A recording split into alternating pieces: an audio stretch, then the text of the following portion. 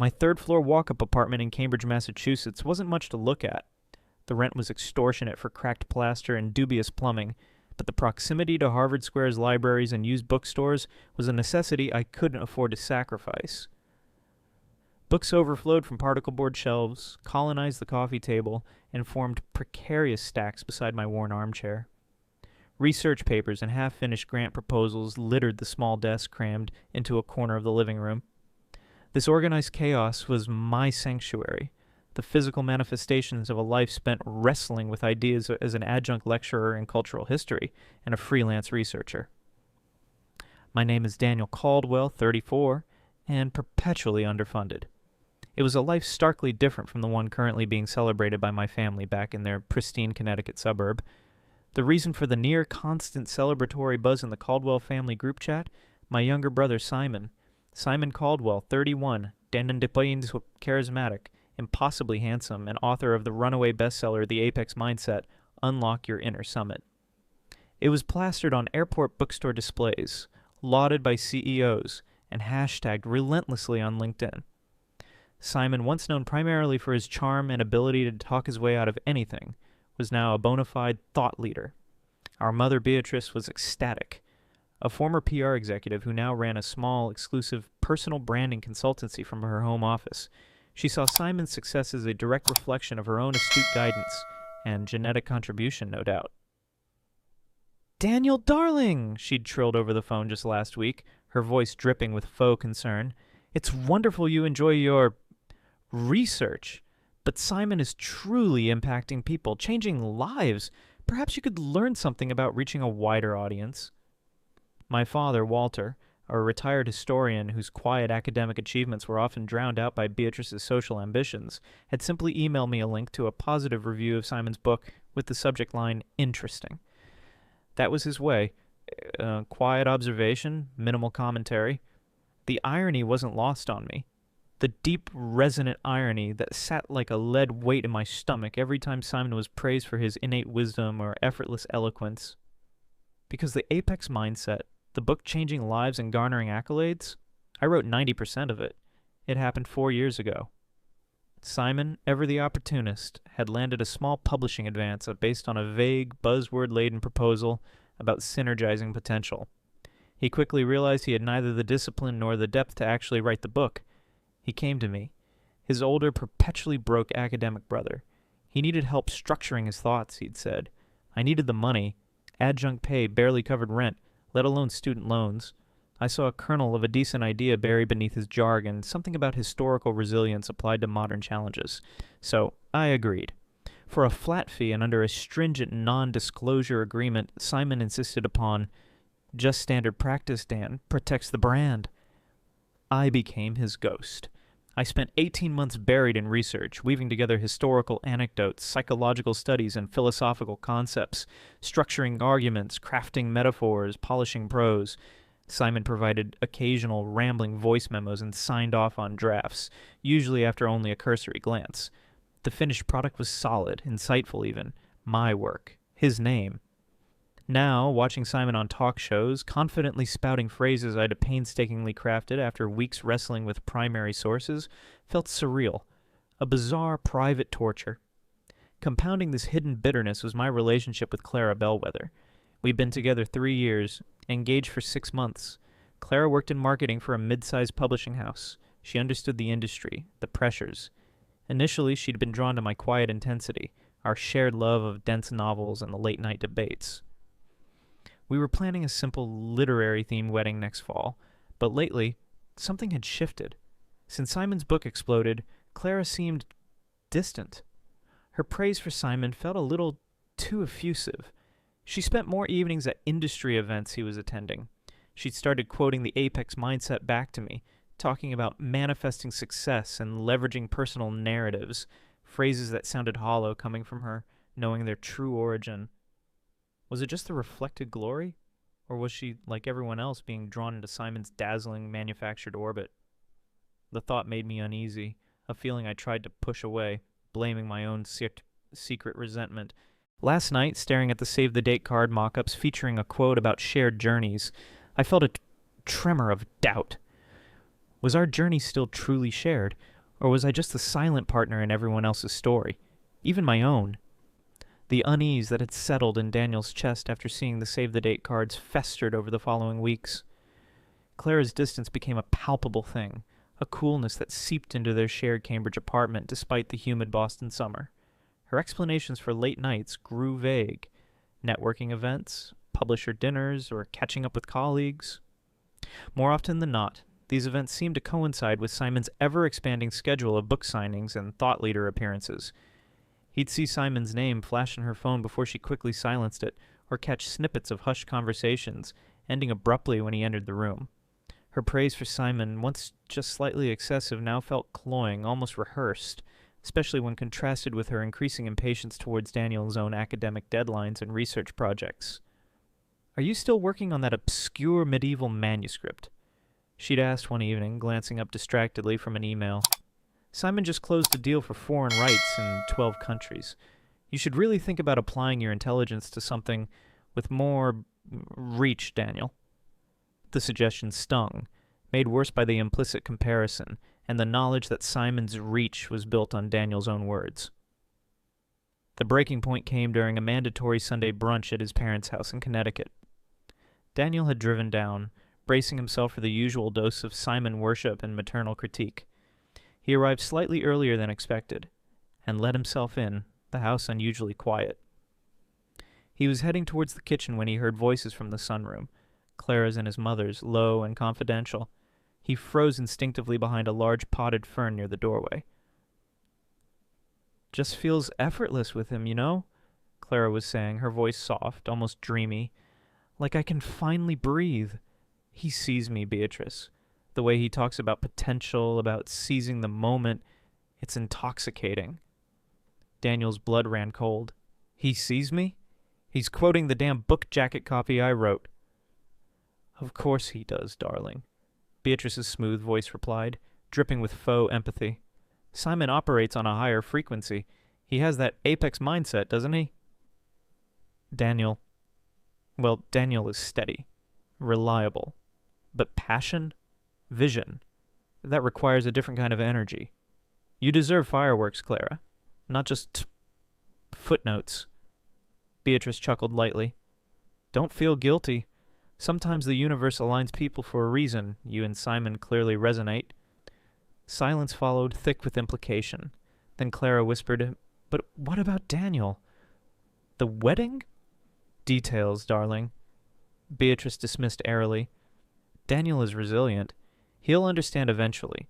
The important thing is your happiness, and frankly, aligning yourself with Simon's trajectory is simply smarter. Think of the life you could have." Daniel couldn't listen anymore. He stepped into the sunroom. The teacups rattled in their saucers as both women startled violently. Clara went deathly pale, guilt and shock warring on her features. Beatrice, after a flicker of surprise, composed herself instantly, her expression hardening into practiced disapproval, as if he were the one interrupting. "Daniel, you're early," Beatrice said, her voice sharp. Daniel ignored her, his gaze fixed on Clara. "How long?" he asked, his own voice sounding distant, hollow. Clara stammered, unable to meet his eyes. "Dan, it's not... We were just talking." "How long?" he repeated, the quiet intensity silencing her protests. Her shoulders slumped. "A few months," she whispered, finally looking at him, tears welling. "It just started after his book tour took off. We connected over ideas I researched, over sentences I wrote." The bitterness laced his words, raw and unavoidable. He saw the flicker of confusion, then dawning horror in Clara's eyes as she perhaps finally grasped the deeper layer of his question. He didn't wait for her answer. He turned to his mother. "And you encouraged this?" "It wasn't a question." Beatrice lifted her chin defiantly. "I encouraged Clara to follow her heart, Daniel, and to recognize compatible energy. Simon offers her a level of ambition and vision you simply don't prioritize." The sheer audacity, the cold manipulation stole Daniel's breath.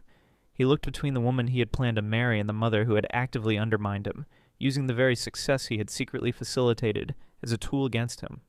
The betrayal wasn't just infidelity, it was a grotesque, intimate violation of his work, his intellect, and his trust.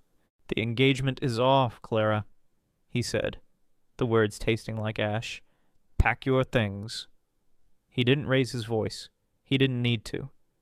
He looked once more at his mother's smug, unrepentant face, then turned and walked out of the sunroom, out of the house, the cheerful brunch preparations suddenly feeling like a scene from a nightmare. Driving back to Cambridge, the full weight of the compounded betrayal settled in. They hadn't just broken his heart. They had stolen his words, his ideas, and twisted them into weapons against him. He now held a secret far more damaging than their affair. The truth behind the apex mindset. The question wasn't if he should use it, but how. The quiet academic suddenly felt a cold, unfamiliar surge of resolve. The game had changed. The weeks following the confrontation were a blur of quiet grief and cold logistics. Clara moved her things out of the Cambridge apartment, leaving behind an echoing silence and the ghost of shared plans. Daniel boxed up her belongings methodically, each folded sweater and abandoned paperback a small, sharp reminder of the dual betrayal. He felt hollowed out, the pain unique, not just a broken heart, but the nauseating realization that the very foundation of his brother's celebrated success, the success that had likely helped lure Clara away, was built upon his own stolen intellectual labor. He considered his options. The NDA Simon had insisted upon felt like shackles. Exposing the ghostwriting publicly would certainly destroy Simon's carefully crafted persona, but it felt messy. It could lead to legal battles, damage his own professional reputation for breaking confidentiality, even under duress, and ultimately wouldn't undo the core hurt. He needed something cleaner, sharper, a way to reveal the truth not through accusation, but through demonstration. An opportunity presented itself a month later. Beatrice, ever the promoter, decided to host an exclusive party at their Connecticut home, celebrating the release of The Apex Mindset in paperback and its continued presence on the bestseller lists. Family, friends, publishing contacts, and minor local influencers Beatrice cultivated were all invited. Daniel knew his attendance was expected, likely as a show of family unity despite the awkwardness with Clara, who, he heard, was still with Simon. He initially planned to decline, but then a different idea sparked. This was the perfect stage.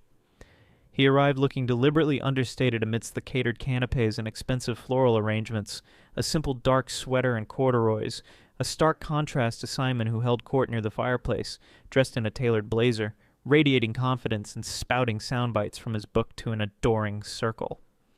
Beatrice floated through the room, champagne flute in hand, accepting congratulations on her son's brilliance. Daniel saw Clara hovering near Simon, her smile bright but slightly strained. His father, Walter, lingered near the bookshelves, observing the scene with his usual quiet detachment. Daniel waited patiently, nursing a glass of sparkling water. He listened as Simon confidently explained one of the book's central chapters, a concept Daniel had dubbed existential leverage, exploring how historical figures navigated moments of crisis. Simon delivered the pre-packaged anecdotes, the stoic philosopher, the resilient artist, with practiced ease. Choosing his moment during a brief pause, Daniel stepped closer to the group, offering a mild academic smile. "That's a compelling framework, Simon," he began, his tone conversational. "I was particularly struck by your application of the existential leverage concept to Marcus Aurelius's reign during the Antonine Plague. It's a powerful reading." Simon beamed, preening slightly. "Thank you, Dan. Yes, the Stoics really understood how to harness adversity." "Indeed," Daniel continued smoothly. "But how do you reconcile that interpretation with Aurelius's own private writings and meditations, particularly Book 9, where he grapples so intensely with the seeming meaninglessness of suffering and the limits of individual will against cosmic indifference? Doesn't that internal conflict challenge the idea of purely proactive leverage you present?" Daniel cited the specific book number, a detail Simon almost certainly wouldn't recall. A flicker of uncertainty crossed Simon's face. "Well," he stalled, "obviously there are nuances. The book presents a practical model." "Of course," Daniel pressed gently, still smiling, "and the historical examples you use are potent. For instance, the anecdote about the Renaissance architect overcoming guild restrictions. Fascinating parallel. Though I recall the primary source for that, Vasari's account, actually attributes the breakthrough less to individual mindset and more to clandestine political maneuvering and a significant unacknowledged debt owed to a rival's earlier failed design. How does that external context fit the apex model of internal control? Again, Daniel referenced details born from his own deep dive research. Simon was visibly flustered now, shifting his weight. Look, Daniel, the book isn't a history thesis. It's about actionable principles. But principles derive their strength from accurate foundations, wouldn't you agree? Daniel persisted, his voice still mild but his questions becoming sharper, exposing the gap between the book's confident assertions and the more complex, often contradictory source material. He continued referencing specific studies on resilience Simon, or rather Daniel, had cited, pointing out caveats in their methodologies or alternative interpretations the book conveniently ignored. He wasn't attacking, he was dissecting, revealing the superficiality of Simon's grasp on the very concepts he claimed mastery over. The atmosphere in the room had shifted. The adoring gaze turned curious, then uncomfortable. People glanced between the brothers. Beatrice's smile was frozen, her eyes shooting daggers at Daniel. Walter watched intently from the corner, a strange mix of pain and, perhaps, understanding on his face. Clara looked down at her drink, avoiding everyone's eyes. Simon, unable to counter Daniel's precise, source-backed points, finally resorted to a dismissive laugh. Wow, Dan. Still playing the academic critic, huh? We're celebrating here, not defending a dissertation. You're right, Daniel replied evenly, the mild smile still in place. Some ideas simply don't hold up well under questioning. Perhaps something to consider for the sequel. He gave a small nod. Excuse me. He turned and walked away from the stunned circle, heading towards the French doors leading to the patio. He hadn't raised his voice, hadn't accused Simon of anything directly, hadn't mentioned the affair or the ghostwriting. He didn't need to. He had simply held up a mirror to Simon's intellectual emptiness using the very material he had created. The foundation of the apex mindset and its author's credibility had just developed a series of very public micro-fractures. Daniel stepped out onto the cool Connecticut patio, leaving the strained silence of the party behind him. He didn't feel the expected surge of triumphant adrenaline, nor the lingering bitterness that had simmered for months. Instead, there was a quiet, almost startling sense of release. He hadn't needed to raise his voice, break the NDA, or engage in messy accusations. He had simply wielded the truth. His truth, embedded in the work Simon had claimed, and watched the facade crumble under its weight. He knew the fallout within the family would be complex. Beatrice would likely never forgive him for publicly exposing the intellectual limits of her golden child. Simon would grapple with the humiliation, perhaps lashing out further or retreating into denial. He caught his father Walter's eye across the lawn before leaving. Walter gave him a slow, almost imperceptible nod, a flicker of something that might have been understanding or maybe just resignation. It didn't matter. Daniel wasn't responsible for their reactions anymore. In the months that followed, Daniel poured his energy back into his own work with renewed focus. He finished a long-delayed research paper on obscure Renaissance poets, took on an extra seminar load, and began outlining a book proposal based on his own original ideas, not someone else's half-baked concepts. He found a deep satisfaction in the meticulous process, in the quiet integrity of genuine scholarship, a world away from the hype and performance of Simon's manufactured success. He heard occasional whispers about Simon through the academic grapevine or his father's infrequent emails. The Apex Mindset's paperback sales had plateaued quickly. Simon's subsequent speaking engagements seemed less frequent, his online presence less bombastic. Apparently, when faced with genuinely challenging questions from informed audiences, his lack of depth became increasingly apparent. The borrowed brilliance could only sustain itself for so long. One afternoon, browsed the stacks at the university library, Daniel struck up a conversation with Alice Thorne, a visiting fellow researching the early print culture. Their connection was immediate. A shared language of ideas, a mutual respect for intellectual rigor, and a quiet humor about the absurdities of academia.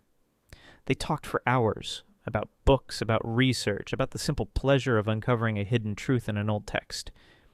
With Alice, there were no pretenses, no need to perform or impress. It felt easy, authentic. He never told Alice the full story of Simon or the ghostwriting. He didn't need to.